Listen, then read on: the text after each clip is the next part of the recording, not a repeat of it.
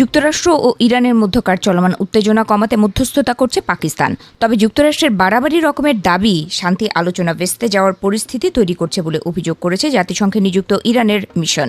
চলমান আলোচনা ব্যর্থ হলে যুক্তরাষ্ট্র আবারও ইরানের ওপর নতুন করে হামলা করতে পারে এমন খবর ডালপালা মিলেছে। আর এর মধ্যেই যুক্তরাষ্ট্রের ওপর এমন অভিযোগ তুলল ইরানি মিশন। যুক্তরাষ্ট্র ও ইরানের মধ্যে মধ্যস্থতা করতে গতকাল শুক্রবার তেহরানে পৌঁছেছেন এরই মধ্যে পাকিস্তানের সেনাপ্রধান ফিল্ড মার্শাল আসিম মুনির। গভীর রাতে দেশটির পররাষ্ট্রমন্ত্রী আব্বাস আরাগচির সঙ্গে বৈঠক করেছেন তিনি। পরে টেলিগ্রামে দেয়া এক পোস্টে আরাগচি জানান, বৈঠকে উত্তেজনা বৃদ্ধি রোধে সর্বশেষ কূটনৈতিক প্রচেষ্টা এবং উদ্যোগের বিষয়ে মতবিনিময় হয়েছে।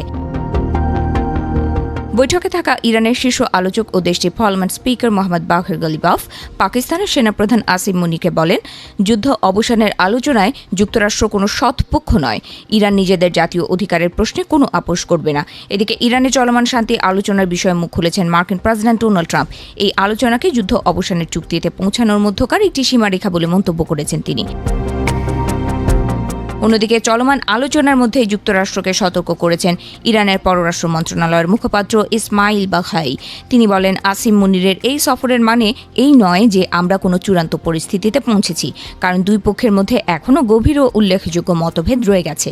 চলমান কূটনৈতিক তৎপরতা নিয়ে আল জাজিরার তেহরান প্রতিনিধি রসুল শেরদার আতাস বলেন, পাকিস্তানের সেনাপ্রধান আসিম মুনিরের তেহরান সফরটি নিজেই এই আলোচনার ক্ষেত্রে একটি উল্লেখযোগ্য অগ্রগতির লক্ষণ।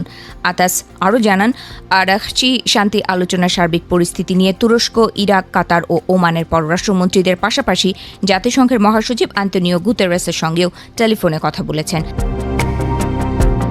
তেহরান থেকে আতাস বলেন, আমরা যা দেখছি তা হলো বিভিন্ন মাধ্যমে একযোগে একটি বহুমুখী কূটনৈতিক প্রচেষ্টা চালানো হচ্ছে, তবে এখনই বড় কোনো অগ্রগতি বা সাফল্য নাও আসতে পারে বলে সতর্ক করেছেন তিনি।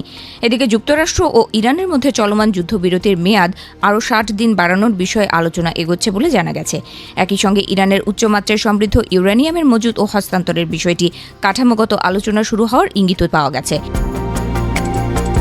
প্রতিবেদন অনুযায়ী সম্ভাব্য সমঝোতার অংশ হিসেবে ধাপে ধাপে হরমুজ প্রণালী আবারও সচল করার পরিকল্পনা রয়েছে। একই সঙ্গে ইরানের সমৃদ্ধ ইউরেনিয়ামের মজুত কমানো বা অন্য কোনো দেশে স্থানান্তরের বিষয়টিও আলোচনায় রয়েছে। তবে ইউরেনিয়ামের মজুত কমানো ও অন্য কোনো দেশে এগুলো স্থানান্তর করতে ইরান রাজি হবে কিনা তা নিয়ে সন্দেহ রয়েছে। এই পরিস্থিতিতে যুক্তরাষ্ট্র ও ইরানের মধ্যকার শান্তি আলোচনা কতটা ফলপ্রসূ হবে তা নিয়েও সন্দেহ করছেন বিশেষজ্ঞরা।